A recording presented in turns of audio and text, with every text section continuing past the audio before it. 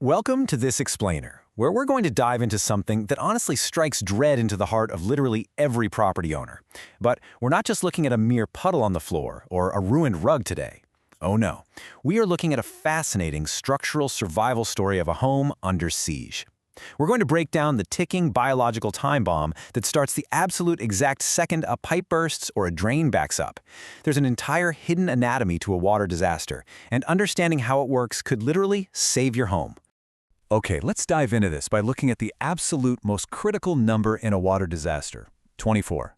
See, when water enters a structure, the clock starts ticking immediately. A homeowner has exactly 24 to 48 hours before that standing water spawns a hidden, rapidly spreading mold infestation.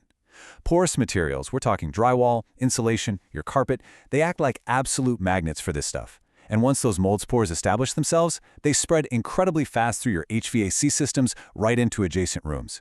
Basically, the difference between a simple cleanup and a massive, hazardous remediation project is entirely dictated by this tiny 24-hour window. So, let's look at a real-world example in Section 1, the Ross Township vulnerability. To truly understand how this invisible threat operates, our living laboratory, Ross Township, situated right in the Ohio River drainage basin, is the perfect case study. There are basically three geographical villains at play here. First up, the local clay-heavy soil. Think of this clay acting like a massive sponge that swells up when it's wet and then contracts when it's dry. This constant shifting literally cracks foundations, channeling groundwater right into basements, particularly around low-lying areas like McKnight Road and Thompson Run. Second, we have aging storm drains that just get completely overwhelmed during heavy summer storms, sending water straight into window wells. And third, those brutal winter freeze-thaw cycles. When temperatures swing from below zero to the 40s in just a matter of days, supply lines inside exterior walls freeze, expand, and violently burst. And this brilliantly illustrates what happens when you add specific architecture to that geography. It's a perfect storm. In areas like Westview, you've got a really high concentration of 1950s ranch and split-level homes. These architectural quirks, combined with pre-1970 galvanized plumbing, leave these older homes entirely vulnerable without any warning whatsoever. Seriously, those old pipes actually corrode from the inside out. You won't even see the rust or the weakness until the pipe just suddenly fails, sending water cascading across all those multi-level finished basement spaces. Speaking of sudden failures, here's a surprising fact that catches almost everyone completely off guard. 50. That's the number of gallons of water that could be dumped directly into your finished basement in a single instant. Why? Because standard water heaters actually only last about 10 to 12 years before their tanks corrode and fail. If you aren't actively tracking the age of your water heater, you're basically living with a 40 to 50 gallon time bomb sitting right there on top of your subflooring. No way around it.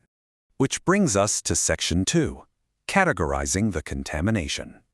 Now, what's really interesting about this slide is how professionals actually categorize the threat, because not all water is created equal.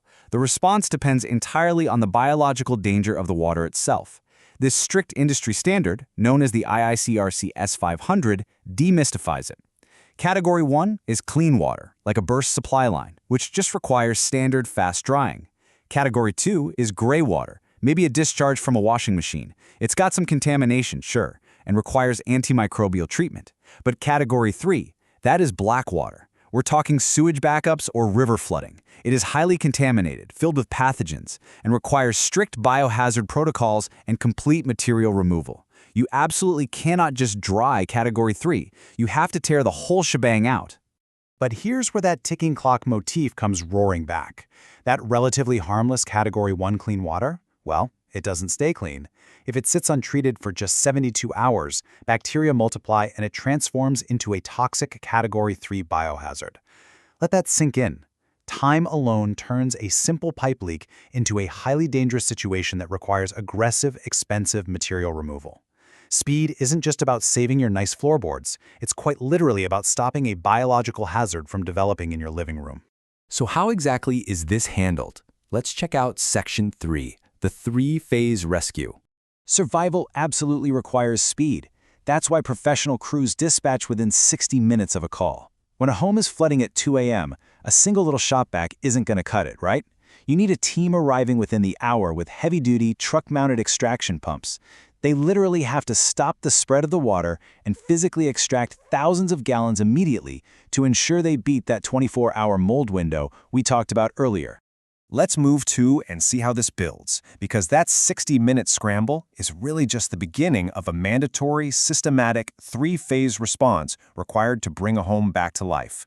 Step 1 is that immediate emergency response and water extraction. Stop the bleeding, right? Step 2 is structural drying and moisture monitoring. Now, this isn't just throwing a few fans in a room, it's a very exact science. And finally, step 3 is full property reconstruction, where the drywall is replaced, floors are laid down, and the home is fully returned to its pre-loss condition. I mentioned that step 2 was an exact science, and here is the crucial industry jargon to demystify it: psychrometrics. This is the actual science of controlling temperature, humidity, and airflow to remove trapped moisture. Technicians aren't just guessing here. Over a 3 to 5 day period, they use incredible thermal imaging cameras to actually see the invisible water trapped behind walls. And they use penetrating moisture meters to track the exact drying progress of the wood and drywall. They're constantly adjusting the placement of commercial dehumidifiers daily until the structure completely reaches a dry standard. Let's move on to the financial side in Section 4. Navigating the insurance maze. So the crucial point is understanding the massive difference between mitigation and restoration once the physical structure is saved. It's a huge point of confusion for consumers. Mitigation is stopping the bleeding. It's the emergency extraction, the psychrometric structural drying we just covered, and stopping the mold dead in its tracks. Restoration goes way beyond that. It is fully healing the house, rebuilding the drywall, replacing the flooring, painting, and actually getting you back to where you were before the pipe burst. Knowing this exact difference is absolutely vital when you're talking to your insurance adjuster. And speaking of insurance, we've got to talk about the harsh reality of your policy. Standard homeowners insurance typically covers sudden, accidental events, like a pipe freezing and bursting on a random Tuesday night. But it strictly excludes gradual damage from neglect, poor maintenance, or groundwater seepage. Furthermore, in vulnerable areas like Ross Township, issues like sump pump failures or sewer drains backing up usually are not in your base policy at all. They require separate, specific riders. If you don't have those riders, you are paying for that Category 3 cleanup entirely out of your own pocket. Which brings us to our final, somewhat provocative thought for this explainer. Do you know what's hiding behind your walls right now? I challenge you to walk downstairs today. Check the age printed on the side of your water heater. Inspect the plumbing in your basement to see if it's that old, corroding galvanized steel. And most importantly, review your insurance policy for those absolutely crucial sump pump and sewer backup riders. Because as we've learned today, in the anatomy of a water disaster, the clock is literally always ticking. Make sure you're ready before the alarm goes off.